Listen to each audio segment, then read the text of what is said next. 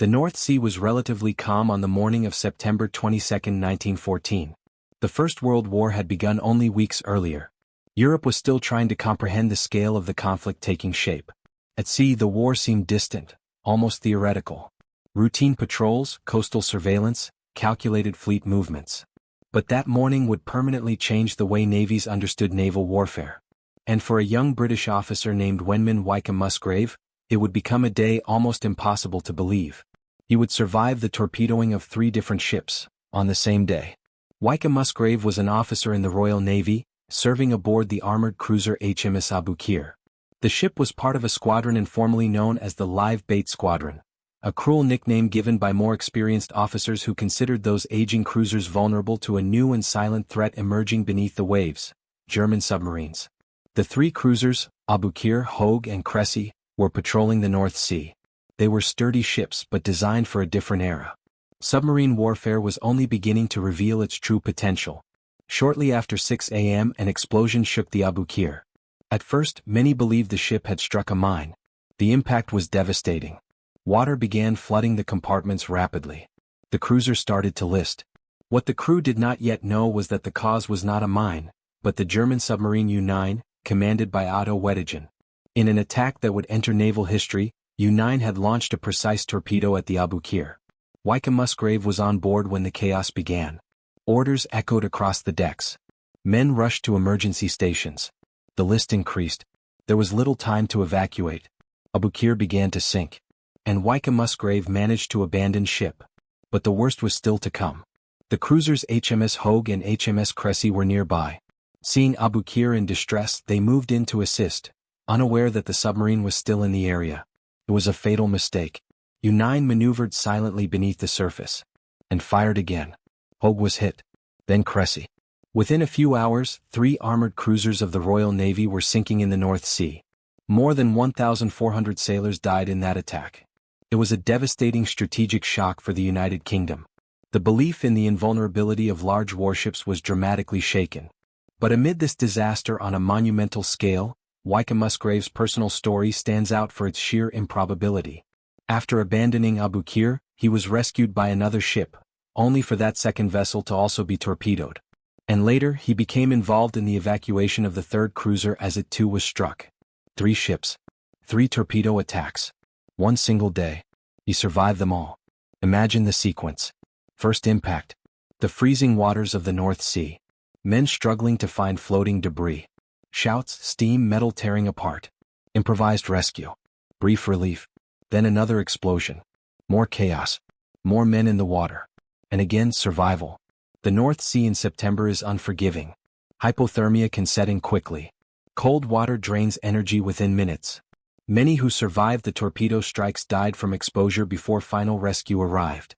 Wykeham-Musgrave endured not only explosions and sinking ships, but also the cold, psychological shock and constant uncertainty. The attack by U-9 profoundly changed strategic perceptions of naval warfare.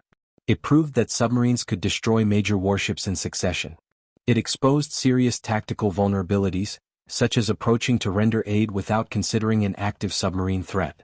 But for the men in the water, it was not about strategy. It was about breathing. About staying afloat. About hoping a friendly ship would arrive before the cold claimed them. And we are only at the beginning of this story. Who was Wykeham-Musgrave before that day? How did he describe the experience? What happened to him afterward? And how did the Royal Navy respond to a disaster that cost 3 cruisers in just a few hours? This is not merely a story of extraordinary luck.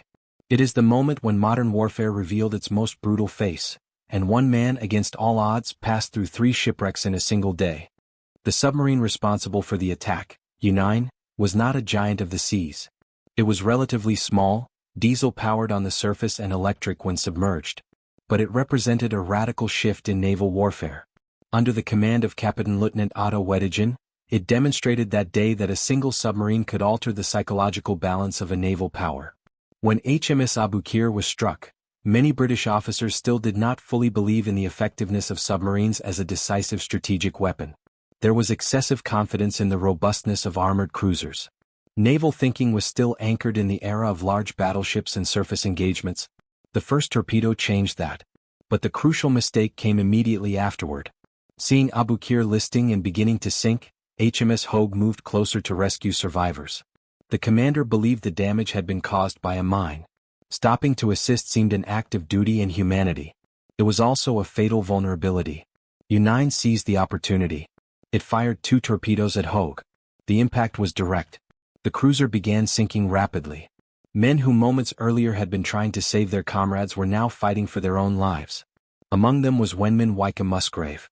He had already escaped one collapsing ship. Now he faced a second. The waters of the North Sea were not merely cold, they were paralyzing. In September, the temperature could cause loss of coordination within minutes.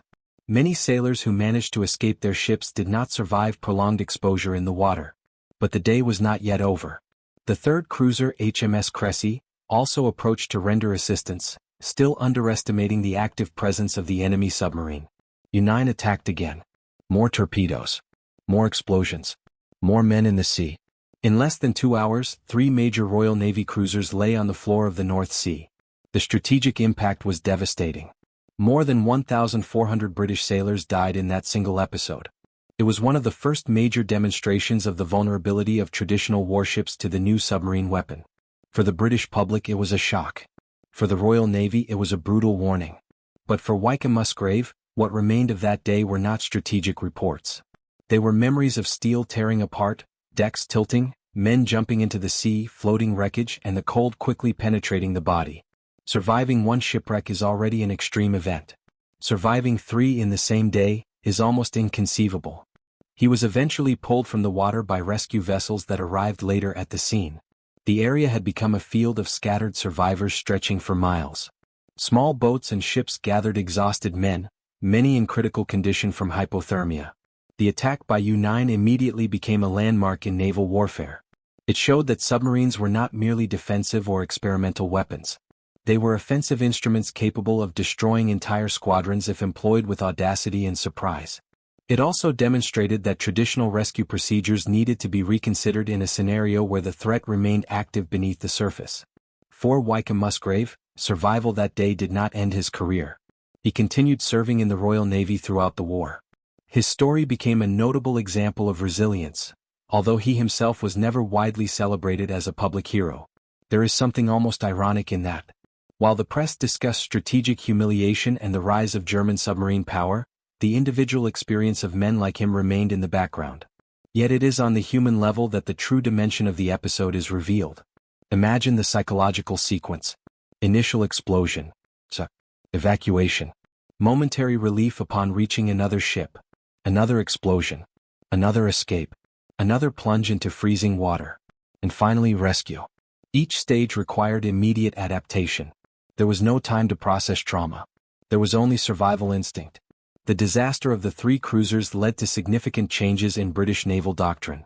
Patrols began adopting more dispersed formations. Rescue procedures were reconsidered when submarine threats were active. The invisible danger beneath the waves became a strategic priority. But the war would continue for years. And the North Sea would remain a stage for intense confrontation. What happened in the North Sea on September 22, 1914 was not merely a naval disaster. It was a psychological turning point. For the Royal Navy, long accustomed to dominating the seas with large warships, the successive sinking of HMS Aboukir, HMS Hogue, and HMS Cressy exposed a vulnerability that many had preferred to ignore. A single submarine, U-9, had destroyed 3 armored cruisers in just a few hours. But for Wenman Wykeham-Musgrave, the impact was physical before it was strategic. The waters of the North Sea do not forgive.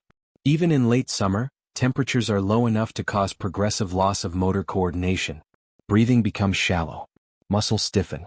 The body rapidly consumes energy trying to preserve warmth. And he entered those waters more than once that day. He survived the first strike on Aboukir. He was rescued by another cruiser, only to see that second ship struck as well. The pattern repeated with the third. Each explosion shattered not only steel and steam, but also the minimal sense of security that a solid deck provides. There is something profoundly destabilizing about surviving the same extreme event repeatedly in sequence. The brain has no time to process the initial trauma before being forced to confront it again. Explosion. Evacuation. Water. Rescue. Another explosion. Repetition intensifies shock. In less than 2 hours, what had begun as a routine patrol became one of the most devastating early episodes of naval warfare. More than 1,400 men died. Many were not killed by the torpedo explosions, but by prolonged exposure in the freezing water. Rescue took time. The submarine threat required caution. Small boats and auxiliary vessels gathered survivors scattered across the sea. Wykeham-Musgrave was one of those pulled out alive. But what remains remarkable is not merely the statistical fact that he survived 3 torpedoings in one day. It is what that survival represents about the transformation of war. Up to that point, many naval officers still believed British supremacy at sea was unquestionable. The fleet was powerful, numerous, experienced. Submarines were regarded by some as auxiliary weapons, perhaps troublesome but not decisive. The attack by U-9 proved otherwise. It demonstrated that large ships, relatively slow and operating without adequate escort, were vulnerable targets. It showed that modern war would not be fought only by visible battle lines on the horizon. It would be fought beneath the surface. For Wykeham-Musgrave, life continued. He remained in the Royal Navy, serving throughout the conflict. His survival became part of his biography, but it did not transform him into a lasting public figure. The First World War produced tragedy on such a vast scale that individual stories, however extraordinary, were often absorbed into the magnitude of loss. And perhaps that is revealing. Because his story is not merely about improbable luck. It is about human fragility in the face of technological evolution in warfare. The 3 cruisers were steel ships, armed and prepared for surface combat. But they were operating in a new era, one in which an invisible threat moved silently beneath the waves. U-9, commanded by Otto Weddigen, became a symbol of the new submarine war. The success of the attack was celebrated in Germany as a major moral victory. In Britain, the shock led to immediate tactical and strategic revisions. Patrol formations were reorganized. Rescue approaches were reconsidered. Submarine presence was treated as a constant risk, not a remote possibility. From that day forward, war at sea ceased to be predictable. But if we return to the human level, the most striking image is not the strategic analysis. It is the sight of men scattered across the North Sea, clinging to wreckage, waiting for a friendly ship to appear before the cold overcame them. Wykeham-Musgrave was one of those men. He experienced the literal loss of ground beneath his feet 3 times in one day. 3 times he saw a deck tilt. 3 times he heard the metallic shock of impact. 3 times he plunged into cold water knowing the next minute might be his last. And he survived. Not because of isolated extraordinary skill, but because of physical endurance, the chance of rescue, and inevitably luck. Because in circumstances like that, luck is a real variable. The episode of the 3 cruisers remains a landmark of naval warfare in the First World War. It symbolizes the end of one era and the beginning of another. It marks the transition from visible battles to invisible confrontations. And it also represents the human cost of that transition. The story of Wenman Wykeham-Musgrave is not the story of a mythical hero. It is the story of an ordinary man placed in extraordinary circumstances. And perhaps that makes it even more powerful. Because at the center of major strategic shifts in history, there are almost always individuals simply trying to survive the day. And on that September 22, 1914 in the North Sea, survival itself was victory enough. When the 3rd cruiser disappeared beneath the waters of the North Sea, the silence that followed was not merely physical. It was strategic. It was psychological. It was historic. The attack by the German submarine U-9 was not just a successful tactical strike. It was a brutal demonstration that naval warfare had changed. Within a few hours, HMS Aboukir, HMS Hogue, and HMS Cressy lay on the seabed. More than 1,400 British sailors were dead. Among the survivors was Wenman Wykeham-Musgrave, a young officer who, in the span of hours, experienced 3 times the total collapse of the environment meant to protect him. It is difficult to grasp the psychological impact of a single shipwreck. The sound of a torpedo striking the hull. The metallic shudder running through the structure. Steam escaping. The deck tilting. Men rushing to emergency stations. The order to abandon ship. The plunge into freezing water. Now imagine repeating that sequence 3 times. There was no emotional interval between one and the next. No time to process the first shock before the second arrived. The human brain requires time to understand danger. That day, danger was continuous. After the first torpedoing, there was confusion. After the second, there was realization that this was not an isolated accident. After the third, there was clear understanding. They were under coordinated attack by an invisible enemy. The submarine U-9, commanded by Otto Weddigen, moved beneath the surface with calculated precision. It exploited a fatal tactical error by the Royal Navy, the approach of large ships to rescue survivors without considering that the threat remained active. Traditional naval doctrine valued the duty of rescuing comrades. But in this new war, operational compassion became vulnerability. The result was devastating. For the men in the water, however, strategy did not exist. There was only the cold, the weight of soaked clothing, the fear that another torpedo might strike any vessel approaching to help. The North Sea is not merciful. Even in September, prolonged exposure quickly leads to loss of muscular strength. Many survivors died not from the initial explosions, but from hypothermia. Floating became an increasing effort. Remaining conscious required both physical and mental determination. Wykeham-Musgrave managed to survive that sequence.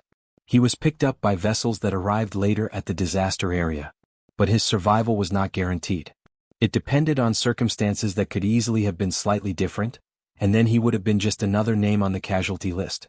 That is a crucial point. His story is extraordinary because it is improbable. But it is also fragile. A delay of minutes in rescue. A stronger wave. A moment of extreme exhaustion. And the narrative would have been entirely different. The strategic impact of the episode was immediate. The Royal Navy realized that older armored cruisers, operating without adequate escort and in predictable formations, were vulnerable to submarine warfare. Patrols were reorganized. Rescue procedures were reassessed. The submarine threat was treated with growing seriousness.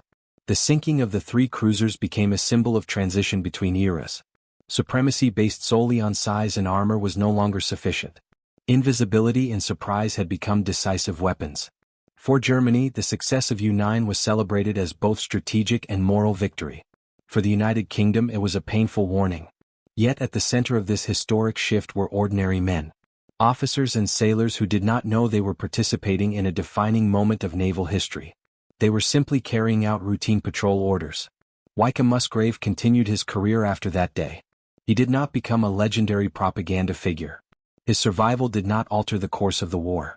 But his experience remains a human testimony to a moment when warfare changed shape before the eyes of those living it. He physically lived through strategic transition. He saw three symbols of British naval power vanish beneath the waves. He felt the deck disappear beneath his feet 3 times. And he returned. Perhaps the strength of this story lies precisely in its lack of exaggeration. There is no supernatural mystery. No fantastical coincidence beyond statistical improbability. There is only modern war in its early form, emerging technology and human vulnerability. That day the North Sea became a graveyard of steel and men. But it also became a brutal classroom for the world's navies. Submarine warfare would prove to be one of the most decisive forces of the conflict. And September 22, 1914 was one of the first major chapters in that transformation. For Wenman Wykeham-Musgrave, it was the day the ground vanished 3 times, and he managed to return to the surface. And sometimes, in the impersonal scale of military history, survival is the only victory possible. What makes September 22, 1914 so remarkable is not only the number of ships lost or the immediate strategic impact. It is the sense of rupture. Until that moment, many still imagined that naval warfare would follow familiar patterns. Squadrons facing each other at a distance, cannons exchanging fire, flags visible on the horizon. But what happened in the North Sea was different. The German submarine U-9 did not announce its presence. There was no classic battle line. There was silence, calculation, and surprise. 3 torpedoes, then more, shattered the perception of Royal Navy invulnerability. HMS Aboukir sank first. HMS Hogue was struck while attempting to rescue survivors. HMS Cressy met the same fate. In less than 2 hours, 3 armored cruisers, symbols of British maritime power, vanished beneath the waves.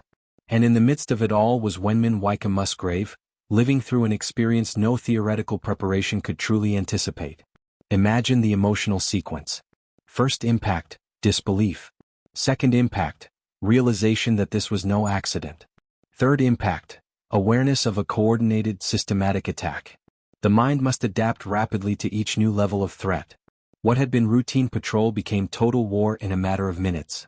When Aboukir began to list, many believed she had struck a mine. It was a plausible explanation. Mines were a known danger. But the repetition of the attacks revealed something far more dangerous. A mobile, invisible, persistent enemy. When Wykeham-Musgrave leapt into the water the first time, he was still under the shock of the initial strike. Being hauled aboard another ship may have brought a brief sense of relief. A solid deck beneath one's feet is a symbol of safety. But when the second torpedo struck Hogue, that relief evaporated. The repetition of disaster is not only physical, it is psychological. It shatters any illusion of control. And when the third cruiser was hit, there was no longer doubt. This was a brutal demonstration of the new submarine war. The cold became a constant companion. The water drained energy quickly. Soaked clothing added weight. Breathing, accelerated by fear, had to be controlled to conserve strength. Many men could not. Statistics speak of more than 1,400 dead. But numbers do not capture the individual experience of fighting against a body beginning to fail in frigid water. Wykeham-Musgrave survived. He survived because he was rescued in time. He survived because he managed to stay afloat. He survived because, amid chaos, circumstances aligned in his favor. But it was not luck in some magical sense. It was a combination of physical endurance, positioning, proximity to rescue vessels, and the ability to act under pressure. The attack by U-9 became a symbol of the emerging power of submarines. Commander Otto Weddigen was celebrated in Germany. The episode deeply shook British confidence. The Royal Navy began reconsidering patrol tactics, formations, and emergency response procedures. It was not merely about 3 ships lost. It was about the realization that naval superiority could be challenged by a relatively small weapon operating invisibly beneath the surface. Modern warfare had demonstrated that size and armor did not guarantee survival. And that would alter naval strategy from that point forward. For Wykeham-Musgrave, the experience likely left marks not recorded in official reports. The memory of 3 ships sinking in one day does not fade easily. The sound of tearing metal. The shock of impact. The smell of steam and oil. The sudden silence after an explosion. Yet he continued serving. That too says something about the generation that lived through the First World War.